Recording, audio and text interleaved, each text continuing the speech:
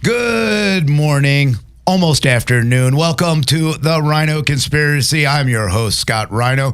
Many of you may know me from the Morning Extra on Extra 106.3 FM here in Atlanta. We're Atlanta's only conservative news and talk station. There are a few ways to follow us at the station. First of all, I need you to go and like and subscribe on YouTube to this video right here and all of our accounts on Rumble, on Facebook, on Twitter, and of course, right here on YouTube as well. You can find me as well at Rhino, RHINOXTRA 1063. I welcome you into this show because this is an important thing that we're doing here in the city of Atlanta. We're talking about a lot of the things that most radio station and most media outlets will never talk about. And why is this a conspiracy show? Listen, I'm not going to talk about Bigfoot. I'm not going to talk about aliens. As much as I love to, and I still think, there might be a Bigfoot out there, this is more important. This is about our lives, and this is about what our government continually tells us. And what we're going to do today is we're going to talk about a few things. The first thing, I have a personal story I want to tell you about. I'm going to tell you about that coming up. We're also going to talk about the State of the Union. All the lies, these are the conspiracies that we want to unfold. We want you to have the truth. And I will tell you this, never believe a word I say. I'm telling you, don't. Go and research it for yourself. That's important. I might give you a foundation to go look things up, and don't always believe anything anybody says. Always go and do it for yourself. I want to tell you about something that happened the other day. I'm a very caring person. I love everybody that lives inside these borders. Everybody that's an American citizen. Everybody. I don't care if you're gay, straight. I don't even care if you're trans or what color you are or your religion. I'm a Jewish person. I have suffered some of the things that you might have never heard of, but it's called anti-Semitism, and I know we don't talk about it in this country a lot, but I've suffered through a lot of that, so I understand a lot of these things. But there is a fine line. I went into a gas station, one of the local places here in Atlanta this week, and it's a place I stop almost every morning in order to get some coffee to continue on my drive into Extra 106.3. I've come across this same person for quite some time. They are a man that now believes that he is a woman, and that's fine. No problem whatsoever. Always treat with respect. I do, because they're happy. Don't care. They're not interfering with my life. Not at all.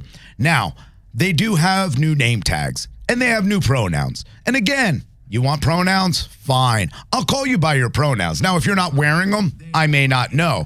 Well, in this situation, there was a pronoun on this name tag, and it was she, and then followed by it. So out of respect, while I was at the counter, I wanted to make sure that I was being respectful and using the correct pronouns. So, of course, I did. She, it. That was the pronoun that I saw. So I said, hello, she, it. Can I have a views? And that's one of those nicotine things. I'm trying to quit smoking, so I tried one of those little pods. That's a different story. And this person, the name was Joe, she, it.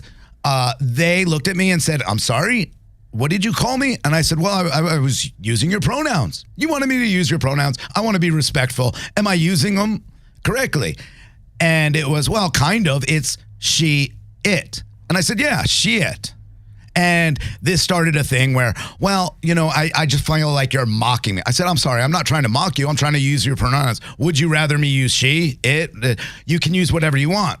Well, obviously I can't because you're upset about it. So I said, well, will it go get me the views pack that I would like? I would appreciate that. And then it looked at me and said, now you're just mocking it. And I said, I'm not mocking it. Yes, you are. And this got so confusing to the point where I was just like, look, can you please get me the views pack? I would really appreciate it. And by it, I mean, not you, but appreciate it, the act of getting me the views pack. This is where it's getting confusing. I am trying my best to be respectful of you and all your wishes. I am trying to do what I can to be a better person, and I respect that. But when you start making it about you to a point where you are almost untalkable. You're untalkable. I cannot talk to you anymore because you're being so ridiculous, so over the top. When you start going into my schools and telling me this is the way it's got to be, this is where I have a problem. I do respect you, shit. But at the same time, I need you to respect the fact that we're not always going to know. We're not always going to know. And the other thing I'd like to tell you, Joe, which is your name, take the E off. If you want to be a female, J-O-E is kind of more manly. J-O is more female. It'd make things a lot easier, but I will always respect you. And I wish that everybody else would respect that and use the pronouns. I tried my best, tried to use it, and I apologize to you. Shit. All right, let's go on to the next topic, which is our President of the United States. Tuesday night, we were ready for the State of the Union. We talked about it all Tuesday, and we all know, because we've been lied to for the past 2 years by this administration. I wish that we had not been lied to. And I know most of the talk about the State of the Union was more about things like, oh, there's Marjorie Taylor Greene acting a fool. She's so disrespectful. Let me explain what happened first there. Before we get into all the lies and we fact check everything that the president said, that was the problem right then and there. We shouldn't have a problem standing up to somebody who is lying to the American people. Remember, this is the State of the Union, ours, we the people.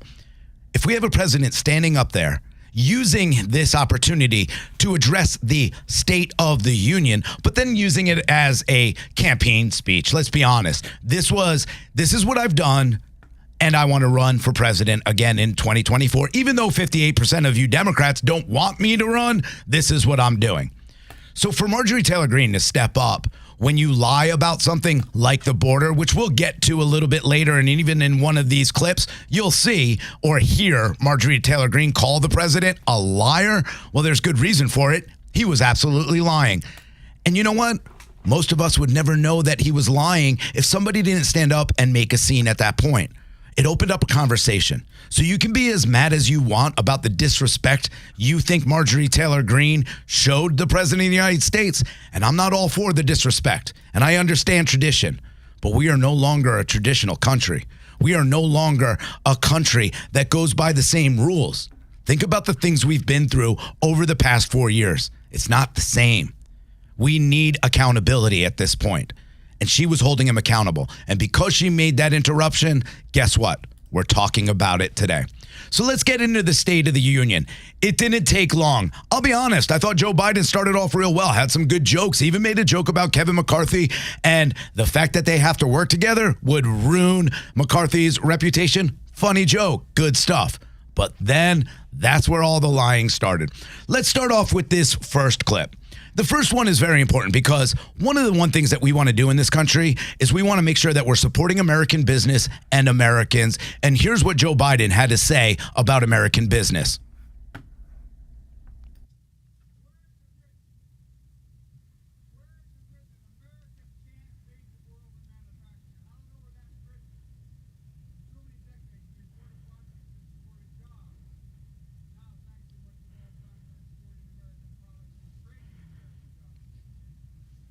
Okay, here's the first problem with this.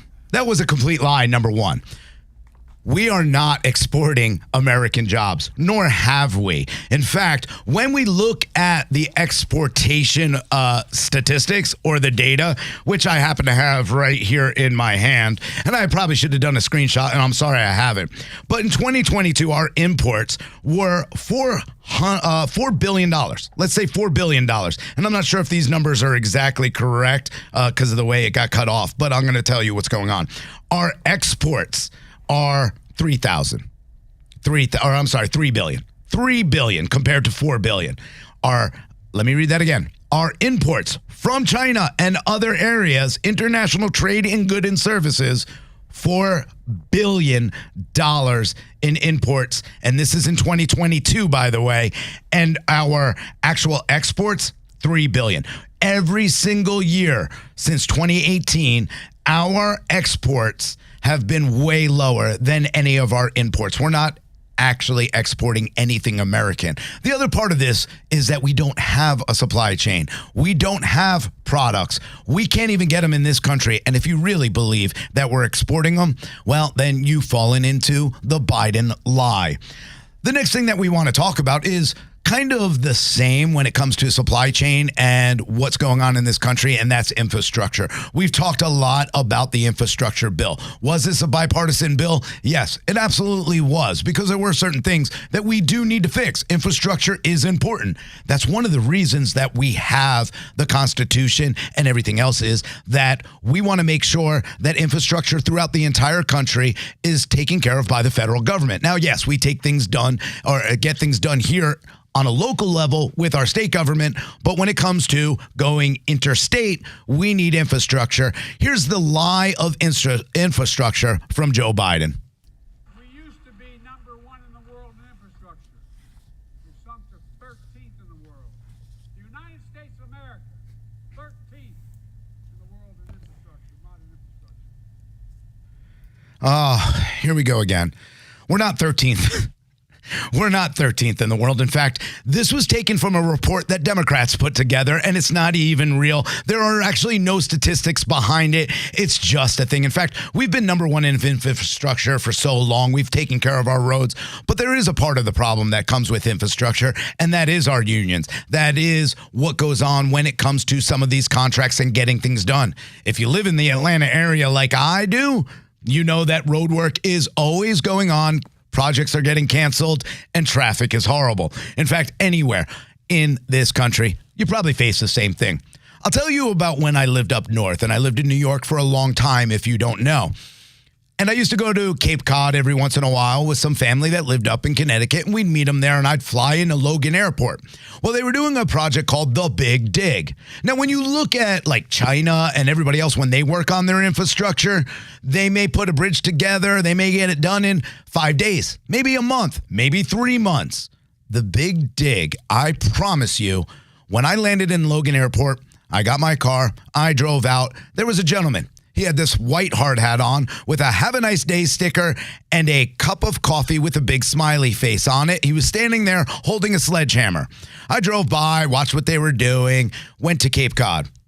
A year later, I flew back into Logan, going to meet my family, got my car, pulled out of Logan Airport, went onto the same highway, and there was a man with a white hat, a happy face sticker, and a mug holding a sledgehammer. I swear this guy hasn't moved in a year. Why? Well, because they get their breaks, they get their whatever they need to do. There is no incentive for them to work harder. That's what the problem is with infrastructure. But yet, we're still not number 13. So another lie there. Let's go to the next thing that they talked about. This is a big one because this came with the Bipartisan Infrastructure Act. And it was, we need to make sure that we have clean drinking water. I don't think anybody can argue with that. I'm not going to argue with it. I want my 12-year-old to drink the cleanest water, especially when he's in school, especially when he is not in my home and I can't control it. I want to make sure we don't have lead pipes. We all do. Here's what President Biden had to say about that. Look, we're also replacing poisonous lead pipes that go into 10 million homes in America, 400,000 school and child care centers. So every child in America can drink the water instead of having permanent damage to their brain. Wow, what a guilt trip. If we don't get this done, your kids are going to be brain damaged from drinking water. You know what? Go to Kroger, get that. You know, you don't even have to buy the Dasani or the Aquafina. You can get the name brand, but you can get clean water. But that's besides the point. We should have it coming into our schools. Here's the problem with that. He talked about this is what we've done. We have made sure that we replaced all these lead pipes. And he brought it up, 400,000 schools and child care centers. Now, if you're paying attention, here in Atlanta, the vice president came in to speak. You know one of the things she said yesterday? We need to make sure that our schools have pipes and clean pipes and no more poisonous lead pipes going into our schools. Wait, I thought you just said you took care of this. No, you didn't. You know why? Because in the infrastructure, you didn't have money. You didn't have enough money, right? You didn't get enough money. You have every excuse. But where did the money go? follow the trail, and you'll find out, once again, this is a complete lie. The law did not provide enough funding. Why? They didn't ask for enough funding to actually do what they wanted to do. They asked for it, used a guilt trip that your children are going to be brain damaged, but never actually did the job. This is what they continually do to us. They ask for money, and they don't use it where they need to. We had a thing in Atlanta, especially with the pandemic. They wanted $21 million in affordable housing money because of the COVID pandemic. And this was part of the pandemic relief package and part of this infrastructure bill as well. They ended up returning $10 million back to the federal government. Do you know where that went? Back to us, right? I mean, we're the ones who paid the $21 million in taxes, so I'm sure we should all be expecting a little bit check back from that $10 million that they didn't need. You're not getting it. It's going to be put into another program. Another lie by the Biden administration. This is how they continually steal your money. All right, this is one of my favorites because insulin is important, right? And this is their big issue. Now, he even says in this clip, 1 out of 10 Americans. Now, you can do the math. I don't even need to tell you what the percentage of Americans then have type 1 diabetes. Okay, we'll cheat. Less than 1% of Americans have type 1 diabetes. The rest of it is type 2. Now, what is type 2? It's usually because of some kind of health reason. Either you eat too much, you eat bad, whatever it may be. It's something that has to do with personal responsibility. It's not something like type 1. My nephew has type 1. I understand it. I hate watching him have to give himself a shot. I get it. I hate that the insulin costs so much money for him every year. But it does, and I understand that.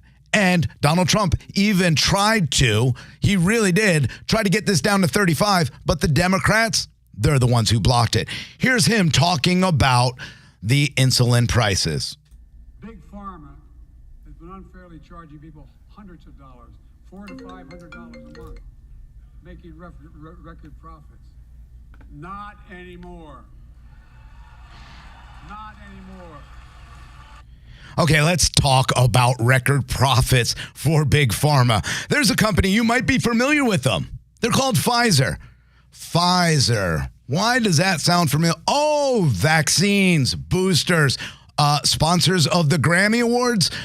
Yeah, record profits. They have enough money to sponsor the woke Grammy Awards. They have enough money to sponsor Joe Biden.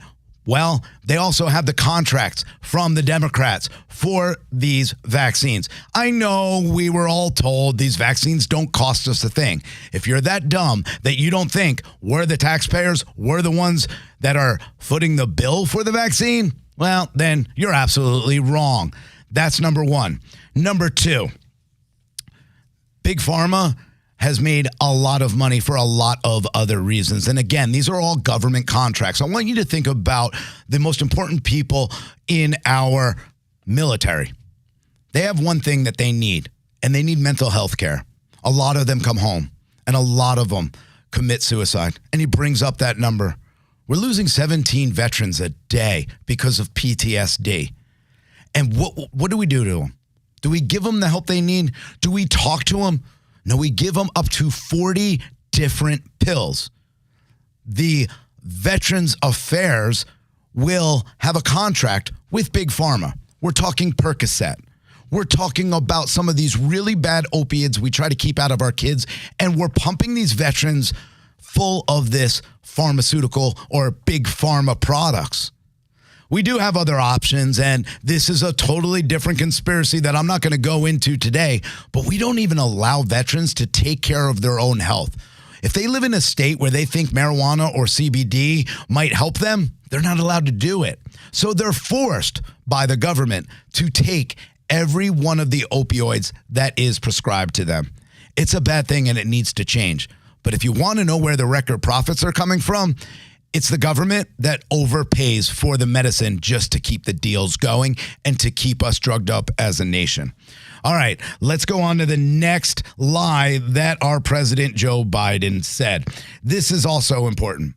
This is so important, especially with news from the week before. I'm not even going to tease this clip, really. I want you to hear it for yourself, and then let's talk about it. A lot of you at home agree with me and many people that you know.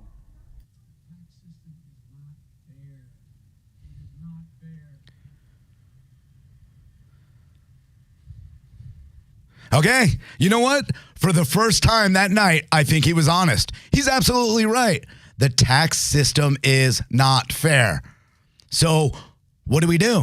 Make it a fair tax? Oh, wait. No, we tried to make it fair. We tried to make it so that every single person, including illegal aliens, would have to pay a tax based on the consumption that they would buy, whether it was a TV, a video camera, one of these mics, whatever it is. But the essentials, no. And then what did the Democrats do? Oh, they're going to tax you 30%, raised it.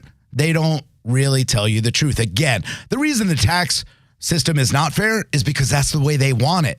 They take it from you. It's not fair that we're paying hundreds of billions of dollars of our money to keep a country like Ukraine safe. We don't have a say in where our tax money goes. It's not fair that I don't really care about Michelle Obama's Trail of Tears here in Georgia that we got $3.6 million for out of our taxpayer money. I don't have a say. Earmarks. Yes, you're right. It's not fair. It's not fair that you put your pet projects into these. It's not fair that you want to raise the debt ceiling because you are misspending our money. You're right. It's not fair. It's time for a fair tax. I would love it. All right. Are you ready for this? This might even be I think the tax thing is one of my favorites. This is my absolute favorite right here. We have been dealing with gas prices for how long? And I know it's Putin's fault. It's someone else's fault. It has nothing to do with the most important date of January. And I'm not talking about Jan 6. I'm talking about Jan 20. Listen to this cut by Joe Biden when it comes to energy. Have you noticed Big Oil just reported its profits, record profits? Last year they made $200 billion in the midst of a global energy crisis. I think it's outrageous. Why? They invested too little of that profit to increase domestic production. And when I talk to a couple of them, they say, we're afraid you're going to shut down all the oil wells, all the oil refineries anyway, so why should we invest in them? I said, we're going to need oil for at least another decade, and that's going to exceed, and beyond that, we're going to need it. Production. We're going to need it for at least a decade. That date, Jan 20. I want you to remember Jan 20. That was the day he came in and signed away our energy independence. You know, he called about a global energy crisis. He created the global energy crisis. He signed away energy independence. When a country like Germany had to worry about Nord Stream, oh, we're going to talk about Nord Stream too. You know, the pipeline that we threatened to blow up and then it mysteriously blew up and we have nothing to do with it. Yeah, they don't want you having oil, which is confusing to hear him say, well, we are going to need oil for decades, which is also ironic since by 2030, we're supposed to be off of oil and all electric in states like California. It's not going to work. We got rid of our energy independence. Because of that, the rest of the world has suffered. When you look at Britain, they were dependent on Nord Stream 2. We blew it up. They were dependent on us exporting our oil. We blew that up by signing it away. We know that these companies, they're absolutely 100% right. They don't need to refine oil. Why? They're getting shut down. Remember, we shut down Nord Stream 2, which wasn't even our pipeline, but we shut down the Keystone XL. TC Energy, the Canadian company, put billions upon billions of dollars into making sure that this pipeline was safe. They used new anti-corrosive pipes so that they wouldn't leak into our soil. They were trying to be more responsible than any other company ever has been. China doesn't care what they put in the ground. China doesn't care if it leaks. What they do care about is dominating the market when it comes to energy. And because we are no longer energy independent and TC Energy lost billions of dollars, why would any oil company invest in drilling here for decades? He's 100% right. They shouldn't. And they won't until we decide that we are going to release more land leases. And that's not even the important part. See, a land lease, what that does for you is one thing. But the permit, that's the next important thing. We're not giving them. We can't even look for oil, let alone drill for it in this country. We have plenty of oil underneath our feet. You tell me, with an EPA and all the climate bills that we've passed, do you think China and Russia are going to care about the environment, or do you think we'd do it better? These are all lies. He has taken away energy independence, and he continues to do it because they have a goal, and that goal is control. All right, the deficit. We're going to have a lot of talk about the deficit because we don't want to raise the debt ceiling. Why? Why should we allow them to continue to tax and spend? But he talked about all the work he's done to cut the deficit. In the last 2 years, my administration has cut the deficit by more than $1.7 trillion.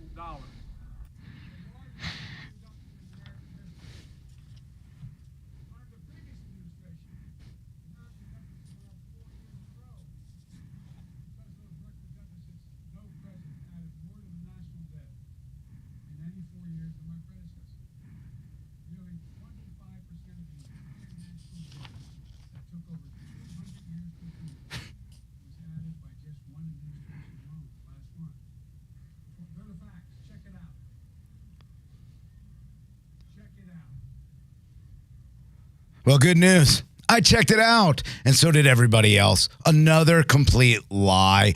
$1.7 trillion. Well, let me tell you why that was cut. It wasn't cut by Joe Biden. In fact, even during Trump's administration, it wasn't added by Trump. Remember, the Democrats spent 4 years trying to impeach Donald Trump. They didn't get anything done. That's the only goal they had. Let's impeach Donald Trump. Session after session after session. And then even after his presidency, they continued to try to impeach him. What they also did was they realized we need pandemic relief funds, lots of them. We need to have bills. That's what they put in. They put in all that debt. When those expired at the end, now all of a sudden there's $1.7 trillion that we're not paying out anymore because the emergency is over. The pandemic is over. He did not cut one thing. He just allowed their own policies, their own waste to expire. That's all it was. All right. This one was a big moment, and you probably saw it all over. And this is the one that I really just sit back and shook my head at because I couldn't even believe that he brought this up. But here we go. The lie of the night. Some Republicans want Medicare and Social Security to sunset. I'm not saying it's a majority. Let me give you, anybody who doubts it, contact my office. I'll give you a copy. I'll give you a copy of the proposal. Oh, please. Doesn't vote. Do I have to tell you this is a lie? You already know it's a lie. You heard the reaction. This was never done. Rick Scott from Florida said, we should look at this every 5 years and what we can do to make sure that we can keep this going and what cuts we need to make in order to keep it going. That's what this was about, and not Republicans. They don't want to get rid of Social Security. They don't want to get rid of Medicare. What they want is for this president and the Democrats to stop borrowing against that with the IOUs that they continually put into the Social Security program. We're never seeing the money they took out of it. We're never going to see it back. They're the ones who are hurting the elderly. They've borrowed against every single bond that was there for our Social Security. Remember, they take the money that we take out of our checks and they buy bonds and then they borrow against them. That's why we're losing money. What the Republicans want to do and what they're saying is we want to see where the waste is. That's all. Let's look at the waste. Let's look at waste in other programs, and that way we can afford to keep Social Security and Medicare. The Second Amendment is one of the most important amendments that we have. Now, of course, the First Amendment you would think is the most important because it's number one, and that's true. But there's only one way to protect the First Amendment, and that's by having something like the Second Amendment, because without that, you can't stand up at all. Listen to this. Here we go again. The Democrats' favorite thing. You saw a man standing there pointing a semi-automatic pistol at him. Ban assault weapons now. Ban them now. once and for all. All right, maybe you picked up on it. The gentleman in the Monterey shootings, he was a hero. There is no doubt about it in my mind. He stood face to face, and you might have picked up on it, to a man with a semi-automatic pistol. A pistol. He saved a lot of lives. 11 people died, and he saved more. It was very important. But then the follow-up. Ban assault weapons. He's not talking about that because remember, he said we got to get rid of these weapons of war, these AR-15s, which they love to call assault rifles. This is not the same thing. They said pistols are different. Well, they are. They're a lot different, and they can be carried in different ways, blah, blah, blah. Don't allow them to take our guns. We need them for a lot of reasons. I know that everybody's like, oh, nobody needs an AR-15. Well, I live in Hiawassee, Georgia, and you may not know where Hiawassee, Georgia is, but it's a mountain community way north of here. It's a farming community. A lot of my neighbors have cattle. A lot of my neighbors have pigs. A lot of my neighbors have other animals and chickens and things that they feed you every single day, and a lot of farms there. We also have things like bobcats, mountain lions, coyotes, wolves, and I even, on my property, have 20 wild Russian boars. And what they do is they come running down the mountain. You can hear them screaming as they come down. And sometimes I'm outside, and I run back inside. It's easy for me to do.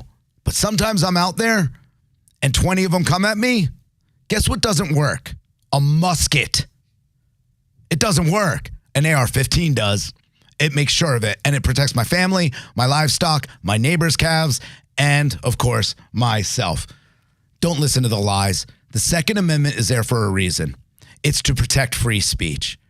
And that's the one thing that we've been under attack for long enough. They have silenced us enough, and now they're trying to take away the only amendment we have to defend freedom of thought and freedom of speech. All right. We talked about Ukraine. We talked about your tax money. We talked about the hundreds of billions of dollars that we're funneling there. This is a lot of fun. And we have to recognize that I guess our capital is now the Ukrainian capital, or the sister city, maybe. You know, those signs that you see on the highway? We're the sister city of Germany. Well, I guess the capital is the sister capital of Ukraine. Here is Joe Biden talking about our friends over in the Ukraine. We're once again joined by Ukraine's ambassador to the United States. She represents not just her nation, but the courage of her people. Our ambassador is here, united in our support of your country. Will you stand so we can all take a look at you? Okay. Thank you.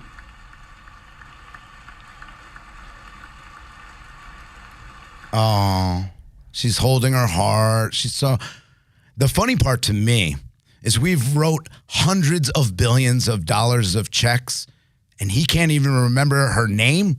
I mean, you'd think he's got to put a name on the check somewhere. She's got to carry it back with her. How do you forget that? How do you make it into a State of the Union where you bring up this woman who shouldn't have even been there in the first place? Again, this is your guilt trip. And this is your, oh, see, we're doing the right, look how humble she is. Oh, you know those people in Ukraine, they're starving. She didn't look starving. But we're going to continue to fund it. We're going to continue to fund it, and you should feel good because, look, she's here. She somehow made it out of war-torn Ukraine to find her way to the State of the Union address. Thank you. Thank you. All right. The news of the week. Biden popped a balloon. Before I came to office, the story was about how the People's Republic of China was increasing its power and America was failing in the world. Not anymore. Today, we're in the strongest position in decades to compete with China or anyone else in the world. Anyone else in the world. But make no mistake about it. As we made clear last week, if China threatens our sovereignty, we will act to protect our country, and we did.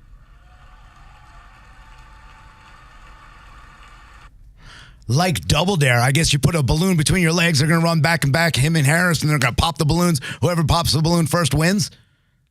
You were telling me that they should take us serious because we waited until a spy balloon crossed our entire country, looked at our nuclear silos, and then you popped it? You kept us safe? No, you showed how weak you are. The Chinese sent a balloon as a test, and you failed. We have to remember that this balloon started off in the Pacific Ocean. I know we didn't know about it, but then went over Alaska. And then it went over the ocean. Then it went to Canada. And we still don't know about it? We had all that ocean to pop it over the Pacific. We didn't. Why? He doesn't care about keeping you safe. He has no idea what he's doing. Then it comes in and it doesn't go to Montana. And thank you to some guy in Billings that said, hey, look, there's a Chinese spy balloon up here, someone. That's our intelligence. A guy from a newspaper said, hey, somebody should check this out. Well, it was in Idaho the day before. Nobody checked it out. Oh, we're just going to wait. Now the new excuse is, oh, well, we let it cross over the countries to see what information they got. Are you kidding me? Then we hear the Chinese and we fall for it. And our own White House press secretary says, well, okay, it was a weather balloon. It was a civilian balloon. And it just kind of drifted here. It drifted here. Think about that.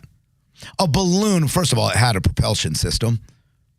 But what are the odds of a balloon being carried by wind that just happened to find nuclear silos and Maelstrom base and then found another base and why do we have our wind patterns that way then? We should start looking at our wind patterns if the wind pattern takes balloons just over every sensitive site that we have. Another lie that you're being told, and he is not protecting you. He's not protecting us in the skies or in this next clip. You're going to hear where else he's not protecting us. Fentanyl is killing more than 70,000 Americans a year. Big, you got it.